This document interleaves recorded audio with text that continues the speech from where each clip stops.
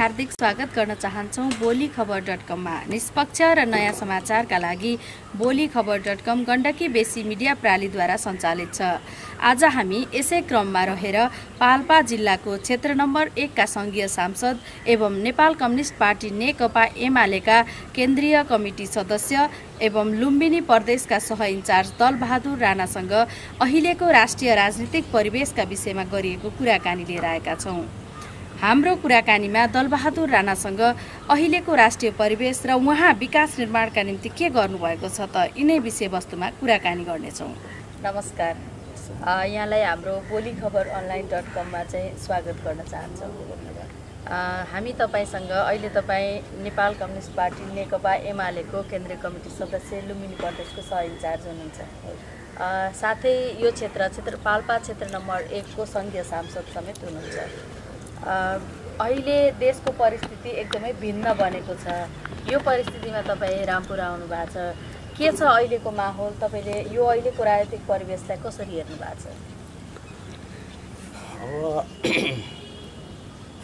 नेपालमा पहिलोचोटि Nepal communist party नेकपाको लगभग 2/3 बहुमतको सरकारमा जनताले पुर्याएको थियो। अब माओवादी र एमाले मिलेर चुनाव लड्दा प्रदेशमा पनि त्यही खालको कम्युनिस्टहरूको सरकार बनेको स्थिति थियो। तर एउटा कुरो त नेपाल जस्तो ठाउँमा कम्युनिस्ट पार्टीको सरकार, त्यो पनि बहुमतको सरकार, 5 वर्षसम्म कसैले हल्लाउन नसक्ने सरकार र 5 वर्षको यसले गरेको कामबाट दीर्घकालीन रूपमा नै लगातार कम्युनिस्टहरूको सरकार रहिराख्ने खालको स्थितिबाट नेपालमा रहेका कम्युनिस्टदेखि बाहेकका शक्तिहरू र राष्ट्रिय अन्तर्राष्ट्रिय चाहिँ शक्तिहरूले पनि त्यसलाई राम्रोसँग हेरिरहेको सन्दर्भ थिएन। तर कम्युनिस्ट पार्टीले सरकारमा गइसकेपछि धेरै राम्रो कामहरू गरिरहेको थियो। तात्कालिक कामहरू पनि, दीर्घकालीन महत्त्वका कामहरू पनि। किनभने हामी त 5 वर्षको लागि सरकारमा रहने म्यान्डेटै पाएका थियौँ। अब 5 वर्ष गरेको कामले पछिसम्म पनि अगाडि जाने खालको परिस्थिति त तयार भएको थियो। यसले गर्दाखेरि कम्युनिस्ट पार्टीले तत्काल के गर्ने भनेर मात्रै होइन, दीर्घकालसम्म पनि हाम्रो आफ्नो भिजन दिने, नेपाललाई चाहिँ समाजवाद उन्मुख आर्थिक समृद्धिको दिशातिर लैजाने खालको वातावरण बनिरहेको सन्दर्भ थियो।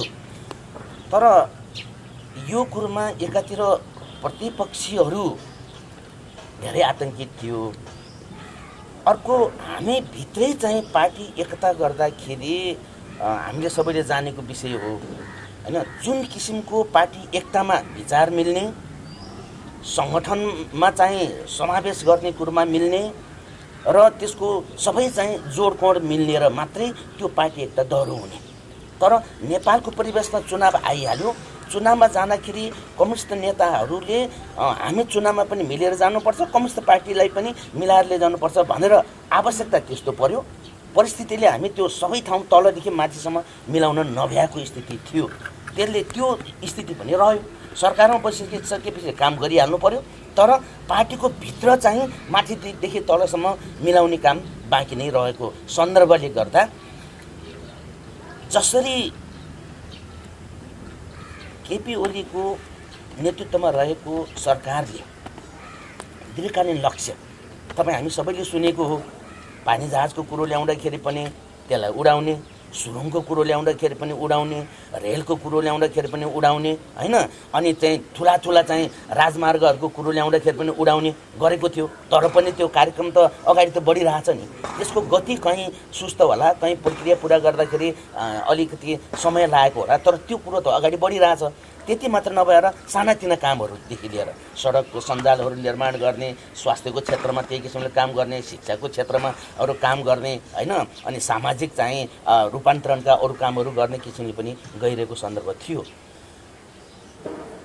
पार्टीभित्रको त्यो सङ्गठनिक रूपले, भावनात्मक रूपले मिल्न नसकेको सन्दर्भमा सरकारमा बसेर सरकार सञ्चालन गर्नु पर्दा केही त्यहाँ चाहिँ पूर्व तयारीहरू अथवा त्यसमा एउटा गति धार एउटै धारमा जानु पर्यो नि, त्यो धारहरूमा अलिकति अमेल आयो। भनेपछि पार्टी एकीकरण हुनु नै हाम्रो निम्ति दुर्भाग्य हो। त्यसो भए होइन, पार्टी एकीकरण एकदम आवश्यकता हो, तर त्यसलाई आवश्यक कुरा पुरा नगरी पुरा चाहिँ तयारी हुन पाएन र हामी त्यो तयारी गर्नेतिर पनि त्यति धेरै चाहिँ लाग्न सकेनौँ। त्यहाँ त भइसकेपछि त थाई समितिमा को आउने भन्ने हुँदो रहेछ, केन्द्रीय कमिटीमा को आउने, ककसले कति ल्याउने भन्ने हुने भयो, जिल्ला कमिटी बन्दाखेरि ककसको कति भनेर जाँदाखेरि हामी त्यतातिर चाहिँ रुमल्यौँ। त्यसैले पार्टी एकीकरणको पूर्वाधार तयार नभइकन हामी एकीकरण गर्नु परेको बाध्यतात्मक जुन परिस्थिति थियो त्यो परिस्थितिलाई हाम्रा कतिपय नेताहरूले बुझ्न नसक्दाखेरि हामी अहिले 3.5 वर्षसम्म जनताको पक्षमा निरन्तर काम गरिरहेको अवस्थामा 5 वर्षसम्म अनि निर्वाध रूपमा सरकार सञ्चालन गर्न पाउने जुन म्यान्डेट पाएको थियो त्यो स्थितिमा पनि अहिले हामी चाहिँ 3.5 वर्ष पुग्दाखेरि सरकारबाट हट्नु परेको परिस्थिति छ। यो खास गरी लगभग 2/3 को सरकारबाट अहिले चाहिँ आफ्नो सरकारबाटै हट्नु परेको अवस्थासम्म आइपुगेको छ। यसमा चाहिँ खास मुख्य कारण के हुन सक्छ, तपाईहरुले कसरी विश्लेषण गर्नु भएको छ? यो केन्द्रदेखि नै दुईटा नेताका कारण चाहिँ नेकपा एमाले विभाजन हुन पुग्यो भन्नेसम्म आइरहेछ है। यो परिवेशमा चाहिँ अब यसलाई सांगठनिक रूपमा मिलाउने जिम्मेवारी तपाईँ सबैको हो। कसरी यसलाई के गर्दै हुनुहुन्छ, कसरी अगाडि बढ्नु भएको छ? यो अहिलेको विभाजन त दुःखद हो। विभाजन दुईटा, किनभने माओवादी र एमाले मिलेको थियो, माओवादी र एमाले अहिले अलग अलग भयो। यो एउटा दुःखद पक्ष भयो हैन। एमाले एउटा थियो, एमाले भित्र अहिले माधव कौडेलले अलग पार्टी गठन गरेर जानुभएको छ। दुईटा दुःखद पक्ष भयो। त्यसमा के रह्यो भने हामी पछिल्लो कालको कुरो गर्दा प्रधानमन्त्री केपी ओलीले 5 वर्ष चलाउने, पार्टीको नेतृत्व अध्यक्ष त दुईटै छ, केपी ओली प्रथम अध्यक्ष हो हैन, तर पार्टी चाहिँ प्रचण्डले चलाउने भन्ने खालको जुन समझदारी थियो, पछिल्लो कालको समझदारीको कुरो, त्यसमा अडिएर रहन सक्नु भएन कमरेड प्रचण्ड हैन। त्यसो भएको हुँदा त्यसमा त्यो भएपछि त के हुने भयो? केपी ओलीले सरकार चलाउने, सरकारमा केही कमीहरू भयो भने त सरकारलाई निर्देशन दिने त पार्टी नै हो। प्रचण्ड कमरेडले देशव्यापी रूपमा पार्टी हाँकेर जिल्लाको प्रशिक्षणहरू गर्ने, भेलाहरू गर्ने, प्रदेशको गर्ने, अर्को गर्ने। प्रचण्ड कमरेडले 3 वर्ष हामी सँगै बस्यौँ। प्रचण्ड कमरेडले प्रशिक्षण गरेको एउटा कार्यक्रममा पनि म केन्द्रीय कमिटीको सदस्य, एउटामा पनि सहभागी हुने अवसर पाइएन। भनेपछि पछिल्लो कालमा जे समझदारी बनेको थियो, एउटाले पार्टी हाँक्ने, एउटाले सरकार हाँक्ने, पार्टी हाँक्ने चाहिँ निर्णय भएको भए पनि उहाँहरू सरकार चाहिँ को बनावट, सरकारको निर्माण, सरकारमा तिरको उहाँहरूको आकर्षण र दृष्टि चाहिँ त्यहाँ फेरिन सकेन। त्यसले गर्दाखेरि हिजो लियो, अन्तिममा त्यो त अब सर्वोच्चमा गयो। सर्वोच्चले चाहिँ अलग एउटा पार्टीको दर्ता भइसकेको पार्टीको नाममा तपाईँहरूको पार्टीको नाम जुझ्यो भनिदियो। जुझिसकेपछि पनि देखियो के एउटा त पार्टी एकीकरणमा नेकपा अरूकै नाम भइसकेको पार्टी फेरि त्यही राख्नु हो। त्यसमा त मैले मेरो दृष्टिकोणमा त्यो त सबभन्दा ठुलो अपरिपक्वता उसको हो निर्वाचन आयोग। निर्वाचन आयोगले त विधि पुर्याएर त्यहाँ तपाईँ हामीले गर्दै जाँदाखेरि पनि लगभग 45 दिन लाग्छ पार्टी दर्ता गर्नु हैन। 45 दिन लाग्छ। विधि पुर्याएर विधि पुगेको छ कि छैन, नेपालमा कतिवटा पार्टी दर्ता भएको छ, ती दर्ता भएको पार्टीहरूको लिस्ट के हो भिडाउनु पर्दैन? निर्वाचन आयोगले त्यो जान्नुपर्छ हैन। तर निर्वाचन आयोगले चाहिँ दर्ता गराइदिने, त्योभन्दा अगाडि अर्कैलाई दिएको नाममा दर्ता गराइदिने, ठुलो पार्टीहरू आयो भनेर गरेको हो भने त्यसले आफ्नो क्षमताले प्रदर्शन गर्न सक्दैन निर्वाचन आयोगले। ठुलो मान्छेहरू जाँदाखेरि निरीह भएर दर्ता गर्ने हो, हुँदैन। तर दर्ता चाहिँ गरिदिएछ। गरेपछि सर्वोच्चले पछि त त्यो भन्यो। भनिसकेपछि पनि पार्टी मिलाएर लैजाने हो भने तिम्रो मिलाएर आऊ, अर्को नाम लिएर आऊ भनेर 15 दिनको म्याद त दिएको थियो। त्यतिखेर चाहिँ केपी कमरेडले प्रचण्डलाई फोन गरेकै हो। त्यो त बाहिर मिडियामा पनि आएकै हो। केन्द्रीय कमिटीको थाई समितिको बैठक बस्दा कमरेड प्रचण्डले केपी ओलीले फोन गर्नु भएको छ, उहाँहरूले चाहिँ फोन गरेको कुरो मैले यहाँ जानकारी दिएँ भनेर उहाँले सुनाएकै हो। तर नयाँ पार्टी नाम लिएर पार्टी दर्ता गर्न गएन। त्यो भइसकेपछि त के हुने भयो? दर्ता नयाँ नाम लिएर आऊ, त्यो नाम बाजियो भनेर भनिसकेपछि नयाँ नाम लिएर जान नै चाहिँ चाहना नभइसकेपछि त पार्टी त अलग ठाउँमा पुग्ने भयो। हो, यसरी एउटा स्थिति खडा भयो।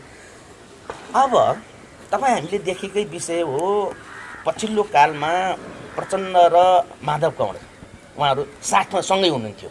हो, सँगै हुनुहुन्थ्यो। त्यसको गतिविधि त हामीले सबैले देखेको भएर यहाँ चर्चा गरिराख्नुपर्ने जरुरत छैन। जब पार्टी अलग हुने स्थिति भयो होइन, पार्टी अलग हुने स्थिति भइसकेपछि रामबहादुर थापा बादल र तोपबहादुर राईमाझीहरू हामी पार्टी अलग भए पनि यो चाहिँ अहिलेको एमाले हिजोको नेकपाको चाहिँ परिमार्जित धार हो होइन, नेकपाकै धार हो। अहिले अलग अलग भए पनि प्राइभेट रूपमा हामी अलग हुनु परे पनि त्यसैले हामी एमालेमै छौँ भनेर उहाँहरू बस्नुभयो। प्रचण्ड कमरेड र माधव कमरेड त सँगै हुनुहुन्थ्यो। उहाँहरू त पेरिस डाँडाबाट त त्यहाँ सँगै त हामी बस्ने भन्ने कुरो उहाँहरूको भएन। हामी अलग हुने, अब हामी उतै फर्कन्छौँ भनेर उहाँहरू फर्केर आउनुभयो। जब त्यहाँबाट फर्केर आएपछि त एमालेमा आइपुग्नु पर्यो। उहाँहरू कहाँ जानुभयो भन्दाखेरि बानेश्वर आउनुभयो। के बानेश्वरको एउटा होटेल छ होइन, अर्याल होटेल, त्यो अर्याल होटेलसम्म आएर उहाँहरूले अलग गतिविधि, त्यहाँबाट फर्केर आएर माधव पक्षका साथीहरूको थाई समितिको बैठक बस्ने, त्यहाँको सचिवालयको बैठक बस्ने, त्यहाँको केन्द्रीय कमिटीको बैठक बस्ने, त्यहाँको अलग भेला बस्ने गर्न थालेपछि त्यहाँ चाहिँ जुन किसिमले त्यहाँबाट पेरिस डाँडाबाट फर्केर आएको राम्रो कुरो होइन, उहाँहरू त्यहीँ बस्न पनि सक्नुहुन्थ्यो। यता रामबहादुर थापाहरू बसे जस्तै हामी एक अवस्थामा सँगै भयौँ, अब हामी माओवादीमा बस्छौँ भनेर जान पनि सक्नुहुन्थ्यो। जानु भएन। अलग अलग भएपछि हामी एमालेमा फर्काउँछौँ भनेको राम्रो पक्ष हो, स्वागत योग्य। तर फर्कनाखेरि बाटोमा उहाँहरू हराउनु भयो होइन। यसले गर्दाखेरि हराउने परिस्थिति पनि त निर्माण गरियो धेरै होइन। त्यहाँ चाहिँ यस्तो हो, निर्माण त दुवै पक्षबाट गर्यो। झगडा त एउटाले मात्र त झगडा हुँदै हुन्न होइन, बद्दैन। हो, दुवै पक्षको छ।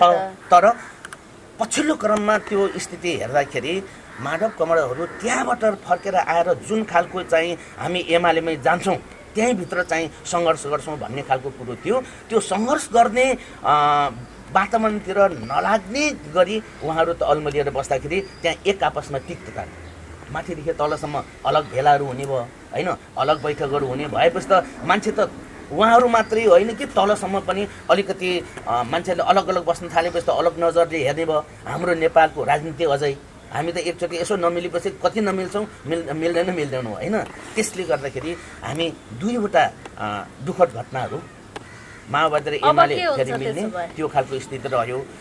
अब चाहिँ नेपालमा कम्युनिस्टदेखि बाहेक अरूले नेपाललाई हामी जुन समाजवादको दिशामा जाने भनेका छौँ, आर्थिक समृद्धि ल्याउने भनेका छौँ, त्यो काम अरू पार्टीले सक्दैन।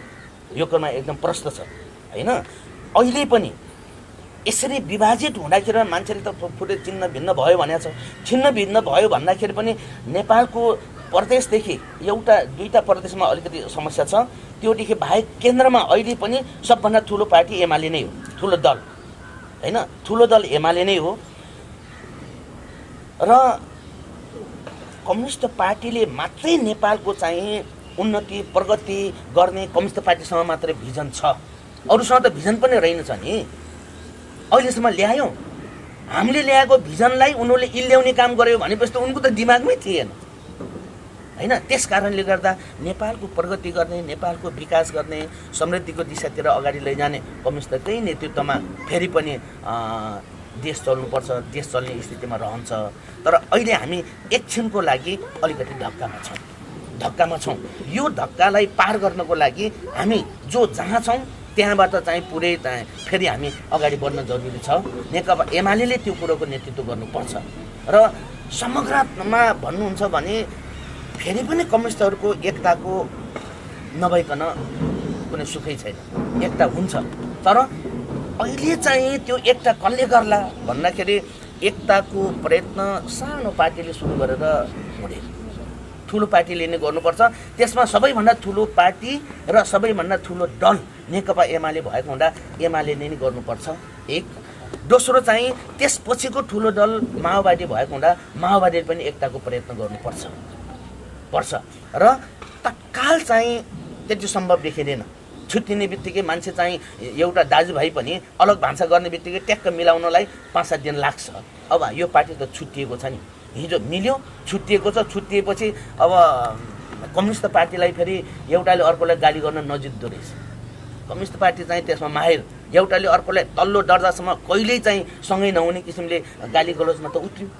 को उत्रियो भन्ने कुरो त हामीले भनिराख्नु परेन, सबै नेताहरू उत्रियो।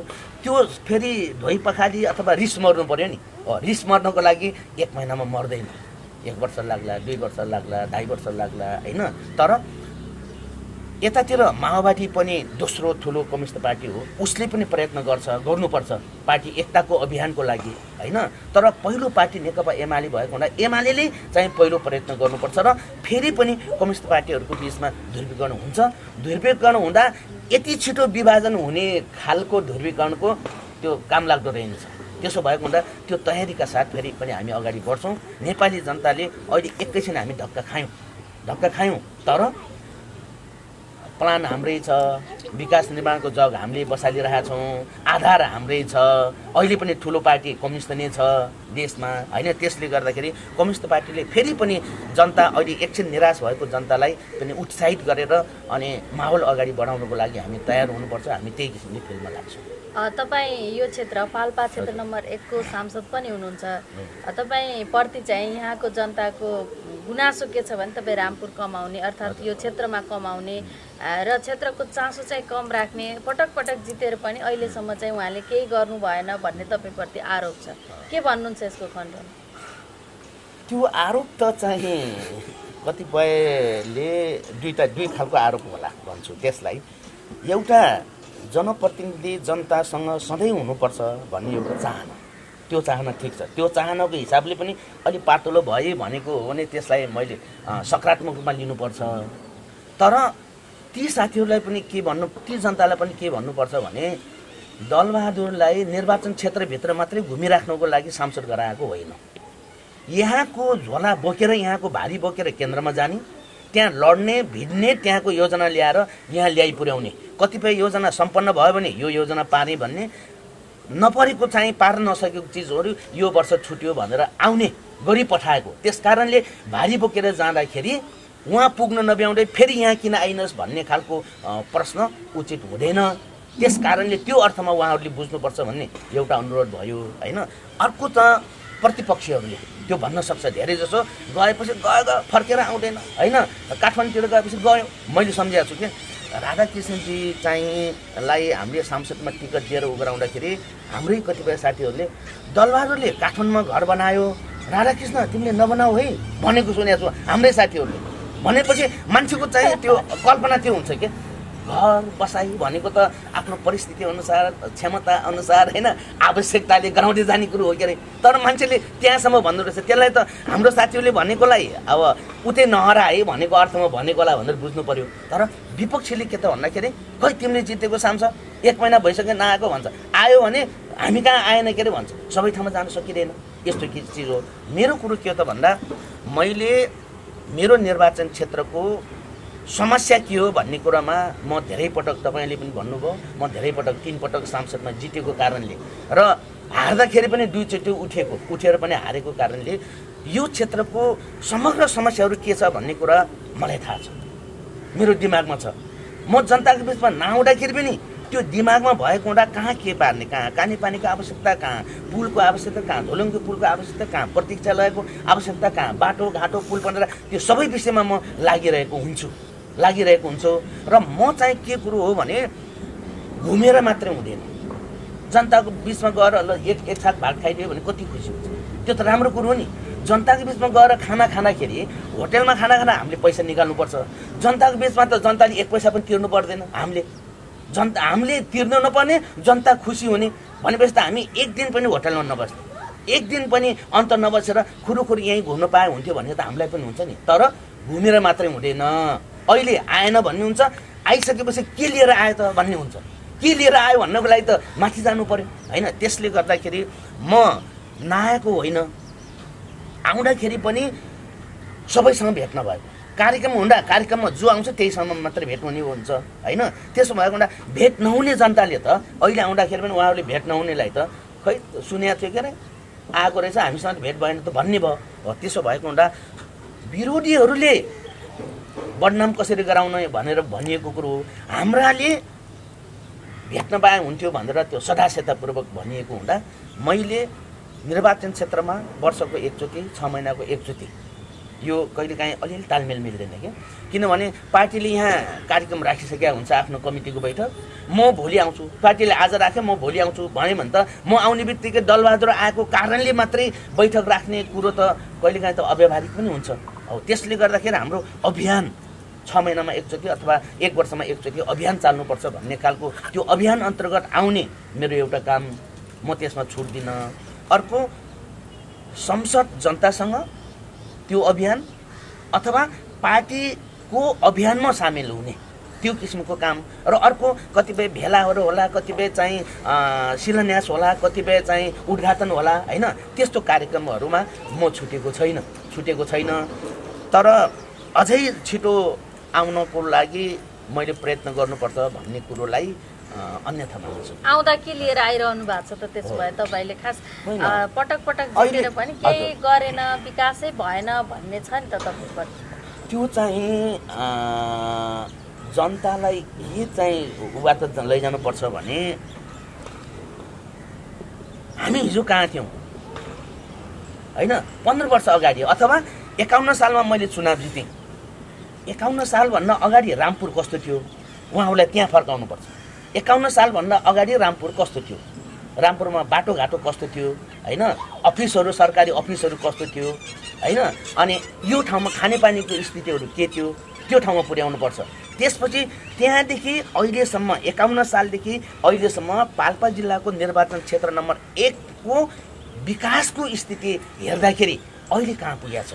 हौ त्यो पुगेको मध्ये दलबहादुर राणाको कति प्रतिशत भूमिका छ भनेर छुट्याउन सक्दाखेरि बल्ल चाहिँ यसले के गरेको थियो भनेर देख्न सकिने भयो। नै पनि अहिले भएको चिज जति त्यसै भएको होइन, दलबहादुरले होइन अरूले गरेरै भएको। यहाँ चाहिँ मालपोत कार्यालय बन्यो, त्यो त बन्यो कसैले बनायो होला भन्यो, नापी बन्यो अरूले बनायो होला भन्यो, कोरिडोर बन्यो त्यो अर्कैले बनायो होला भन्ने होइन, यहाँ कतिपय पुलहरू अहिले पनि बन्नेछ त्यो पनि अर्कैले गरायो भन्ने। बन्ने चिज जति यहाँ खानेपानीको बृहत खानेपानी योजना रामपुरमा अहिले सञ्चालन भइरहेछ, पानी खाइरहेछ, यो पनि अर्कैले बनाएको भन्ने। बनेको चिज जति अर्कैले बनाएको अथवा त्यसै आएको हो होइन। अनि दलबहादुरले अलग्गै के गरायो त भन्ने हो भने त्यसको जवाफ हुँदैन होइन भने यहाँ अहिले पनि हाम्रो पाल्पा जिल्ला 1 नम्बर क्षेत्रको पहिलो माग र पहिलो समस्या भनेको बाटो नै हो। हामी यहाँ 3 दिन झरी लाग्ने हो भने 3 महिना हामी चाहिँ अलि चारैतिर जान नमिल्ने बन्दाबन्दी हुने स्थिति हुन्छ। दुःखद पक्ष हो। म काठमाडौँबाट म आउँदाखेरि पनि त वालिङको बाटो आएँ, हामी त भिमाटको बाटो हिँड्ने हो नि। त्यसो हुँदा यो ठाउँको विकासमा यो ठाउँको सुविधाको लागि अरू जिल्लाको समेत पनि हात हुँदो रहेछ भन्ने त बुझ्यो नि। मैरीमा बनेको पुल होइन, मैरी भन्छ क्यारे होइन, त्यो बनेको पुल पोहोर साल सक्नुपर्ने, त्यो पुलमा कति लाग्यो। अर्को ठाउँको भए पनि त्यो त हामीलाई चाहिने बाटो हो कि सबभन्दा त्यो पुल हामीलाई पाल्पालीलाई चाहिने, रामपुरीलाई भेककोलाई चाहिने हो। त्यसको लागि कति भन्यो। काठमाडौँ गएर सडक विभागमा गएर सडक विभागमा आफैले चाहिँ फोन गर्न लगाएर कास्कीले हेर्ने रहेछ, कास्कीमा फोन गर्न लगाएर कास्कीले 2-3 चोटि पत्र लेखेर तिमीले यो अन्तिम पत्र पठाएका छौ, आएनौ भने समयमा आएनौ भने तिमीलाई कालो सूचीमा हालिदिन्छौ भन्ने तहसम्मको गरेपछि त्यसको पनि 2 महिनापछि बल्ल उसले यहाँ काम गरेर अहिले लगभग फाइनलमा गएको छ। तर वारीपारीको त्यसको बेसहरू हेर्नु त 100 मिटर जति वारी 100 मिटर पारी पिच गर्ने तहसम्मको उनीहरूको इस्टिमेट हुँदो रहेछ होइन। त्यो चाहिँ पहिला बनाउँदाखेरि उसले समयमा बनाउन सकेन अनि त्यो बर्खाले त्यो सपोर्ट फाल्दाखेरि 4 इन्च तलमाथि परेछ।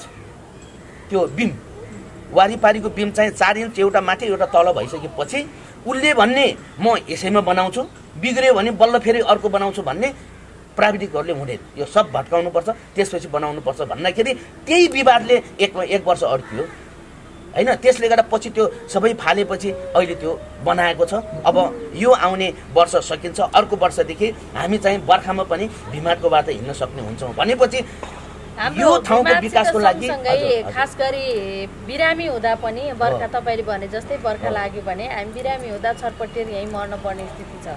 हाम्रो यहाँबाट निस्किएर पर्वतसम्म अर्थात् तानसेन सदरमुकामसम्म जान सक्ने बाटो राम्रो छैन। यसको निम्ति तपाईँहरूले के पहल गर्नुभयो त? यति धेरै वर्ष भयो, लगभग 51-52 सालतिर चाहिँ रामपुरमा बाटो झर्यो, अहिलेसम्म त्यो बाटोको स्तरीय उन्नति हुन सकेको छैन। खास मान्छेले हेर्ने भनेकै बाटो यस्तै यस्तै विभिन्न हो, त्यही बाटो चाहिँ राम्रो नहुँदा पनि तपाईँप्रति आरोप छ। त्यो बाटो किन सुध्रिन सकेन? गत वर्ष केही काम भइरहेको थियो, यो आर्थिक वर्षमा त एक दिन पनि कामै भएन। यसको सोझो जवाब छ, त्यो हाम्रो मेन बाटो हो, किनभने सदरमुकामसँग जोड्ने।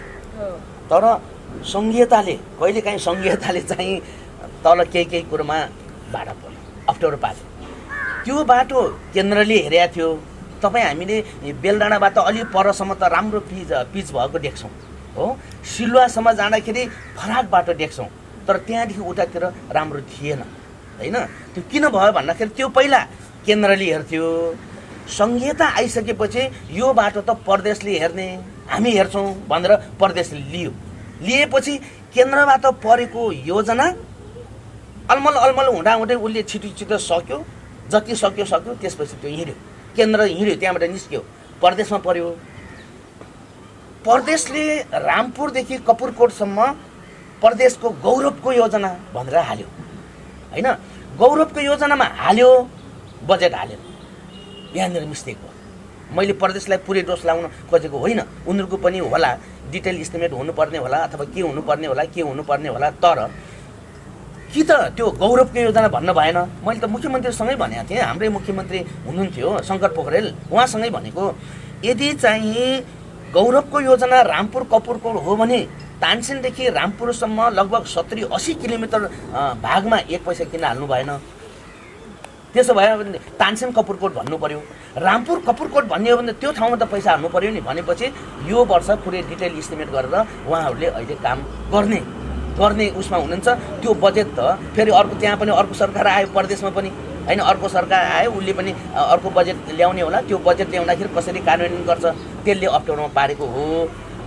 केन्द्रले पनि यही वर्ष पनि केन्द्रले 2 करोड आर्य भन्ज्याङ रामपुर अलिकति थोरै मर्मत गर्ने, अलिक विस्तार गर्नलाई 2 करोड, त्यसपछि थप 1 करोड छ कि 50 लाख छ आर्य भन्ज्याङबाट ताउँ भनेर लगभग 2-2.5 करोडको योजना त्यसरी पारेको स्थिति छ होइन। त्यसैले गर्दाखेरि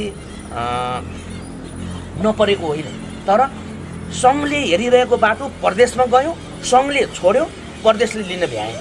यसले गर्दाखेरि अप्ठ्यारो परेको हो। त्यसैले हाम्रो 1 नम्बर क्षेत्रको मैले जनतालाई तपाईँहरूको मिडिया मार्फत भन्न चाहन्छु, फेरि पनि 1 नम्बर क्षेत्रको सबभन्दा ठुलो समस्या माग भनेको बाटै हो, आवश्यकता भनेको।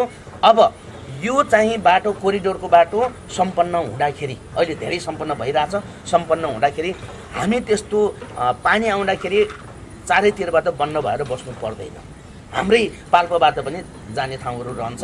रामपुरदेखि आर्य भन्ज्याङको पनि अहिले केन्द्रबाट परेको योजना र प्रदेशबाट लिने योजनालाई हेर्दाखेरि यो पनि सम्पन्न हुन्छ। त्यति मात्र नभएर भिमाट, रामपुर, मिट्याल, आरुङखोला त्यो हाम्रो केन्द्रीय योजना हो, त्यो ठुलो योजना। यो पनि यो कोरिडोर भन्दा अलिकति मुनिको तर त्यही स्तरको ठुलो योजना हो। त्यस कारणले त्यसलाई अहिले पनि त्यहाँ 4 करोड पैसा छ होइन। त्यो 4 करोड पैसाले केलाडी घाटदेखि रजघरासम्म, त्यसपछि यो रामपुरदेखि यो रामपुरलाई कपुरकोटले हेर्ने भयो भने हामी बेलडाँडासम्म उसलाई दिन्छौँ, होइन भने रामपुरदेखि बेलडाँडा भएर मिट्याल भएर जोलुके घाटसम्म हामी हेर्छौँ। त्यहाँदेखि उतातिरलाई पनि फेरि अलग्गै पैसा परेको छ, उता अलग्गै पैसा परेको छ। पाल्पा सेक्टरलाई 4 करोड परेको छ, तनहुँ सेक्टरलाई 5 करोड कि 7 करोड परेको छ। त्यसैले यो एउटा ठुलो योजना हो। यसले पनि हामीलाई उत्तर दक्षिण जोड्ने काम हुन्छ। मेरो उसमा त अब 3 वर्षमा यो पिच सकिन्छ होइन, पिच सकिन्छ। बटासामा पुल यो वर्ष सकिन्छ जस्तो मान्छु। जलुके घाटमा अहिले चाहिँ डिटेल सर्वे भएर सकिन्छ र काम सुरु हुन्छ। त्यो भएपछि हामी चाहिँ यो कोरिडोर मात्रै होइन, उत्तर दक्षिणको रोडमापबाट पनि हामी वञ्चित हुनु पर्दैन। यति भइसकेपछि स्याउली बजारदेखि झ्यालबासम्मको बाटो यता असेरदेखि ताहुँ भएर खैरेनी झड्याउ भएर खैरेनी निस्कने बाटोलाई पनि हामी व्यवस्थित गर्छौँ हैन, व्यवस्थित गर्छौँ। अहिले अलिकति दुःखको कुरो छ, म पछि भनौँला। हामीले पारेको योजना काटिएको छ हैन। र यो चाहिँ यो खालीपनको बाटोमा 2 करोड पैसा परेको छ केन्द्रबाट हैन। त्यो काम अहिले भइरहेछ, त्यो 2 करोड नसकिँदासम्म काम हुन्छ। र यो हामीले यो बाटोलाई पनि हामी पिच गर्ने हो, त्यो किसिमले अगाडि जाने हो। त्यसैले पूर्वाधार सबै ठाउँमा बनेको छ, तर त्यसलाई चाहिँ दायित्व दिने खालको काममा हामी लाग्नु पर्दा हाम्रो फेरि पनि 1 नम्बरको पाल्पा 1 नम्बर क्षेत्रको 1 नम्बरको योजना भनेको सडकै हो। हामी त्यो किसिमले केन्द्रित भएर अगाडि लागेका छौँ। त्यसैले खानेपानीको क्षेत्रमा अहिले पनि यो तपाईहरुको खानेपानीको टंकीहरू कम भयो भनेको छ, त्यसको लागि केन्द्रबाट योजना बजेट परेको छ। काली गण्डकी बृहत लिफ्ट खानेपानी योजना 25 परेको योजना मैले पारे है भनेर हिँड्न चाहिँ कम्युनिस्टको त्यतिखेर सिकेको, आफ्नो प्रशंसा आफै नगर्ने, आफूले गरेको काम आफै बखान गरेर नहिँड्ने भन्ने मेरो सिद्धान्त।